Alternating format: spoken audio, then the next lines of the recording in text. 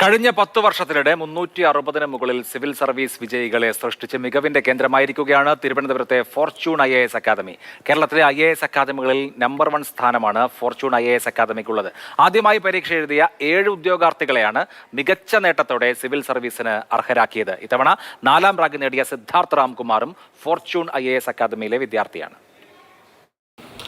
Civil service മോഹവുമായി ഒരു കാലത്ത് മലയാളികൾ എത്തിയിരുന്നത് ഡൽഹിയിലാണ്. എന്നാൽ ഇന്ന് അവസരങ്ങളുടെ വലിയ സാധ്യത തിരുവനന്തപുരത്ത് തന്നെയുണ്ട്. തലസ്ഥാനത്തെ ഫോർച്യൂൺ IAS അക്കാദമി അതിനൊരു ഉദാഹരണമാണ്. During the last 10 years, I think it has made astonishing progress. Really very enviable success. And the story of Fortune IAS Academy is a great story of success.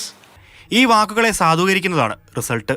സംസ്ഥാനത്തിനും ജില്ലയ്ക്കും പുറത്തുനിന്നുള്ള വിജയികളിൽ ഭൂരിഭാഗം പേരും തലസ്ഥാനത്തെ Fortune അക്കാദമിയിലായിരുന്നു പഠനം. അധ്യാപകരെല്ലാം കോടികളാണ്. ഞാനിപ്പോൾ മുൻസാറായിട്ട് 2021 ഞാൻ സാറിനെ കോൺടാക്ട് ചെയ്തപ്പോഴും സാറാണെങ്കിലും വളരെ കോടികളായിരുന്നു. ടെസ്റ്റ് സീരീസ് എടുത്തപ്പം നിതിൻ സാറായിരുന്നു എൻ്റെ മെൻറ്റർ.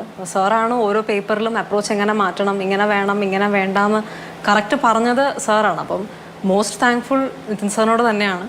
4ാം റാങ്കുകാരൻ എറണാകുളം സ്വദേശിയായ സിദ്ധാർത്ഥ് രാംകുമാറും പഠിച്ചത് ഇവിടെയാണ്. ആദ്യ ശ്രമത്തിൽ തന്നെ ഇവിടെ നിന്ന് ഈ വർഷം സിവിൽ സർവീസ് കടമ്പ കടന്നത് 10-ലധികം പേരാണ്.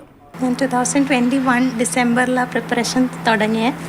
ആദ്യം ഓപ്ഷണൽ സോഷ്യോളജി പഠിച്ചു. അത് കഴിഞ്ഞിട്ട് ഫോർച്യൂണിൽ ഞാൻ GS ബാച്ചിന് ജോയിൻ ചെയ്തു. ഒരു വർഷത്തെ പ്രിപ്പറേഷൻ, ഒരു വർഷത്തെ എക്സാം. ഇറ്റ് ഹസ് ബീൻ ഒരു ലെങ്തി പ്രോസസ്. അൾട്ടിമേറ്റ്ലി എത്തി. അടിക്കടി മാറുന്ന UPSC പരീക്ഷാ രീതികളെ ഉൾക്കൊണ്ടുകൊണ്ടാണ് ഇവിടെ പരിശീലനം. ഈ മാറി വരുന്ന പാറ്റേൺസ്, അതിപ്പോൾ പ്രിലിംസ് ആയിരുന്നാലും മെയിൻസ് ആയിരുന്നാലും അതിനനുസരിച്ചുള്ള വളരെ സ്പെസിഫിക് ആയിട്ടുള്ള ചേഞ്ചസ് നമ്മൾ വരുത്തുന്നുണ്ട്. കറണ്ട് അഫയേഴ്സിനുള്ള അനാലിസിസ് നമ്മൾ കൊണ്ടുവരുന്നുണ്ട്.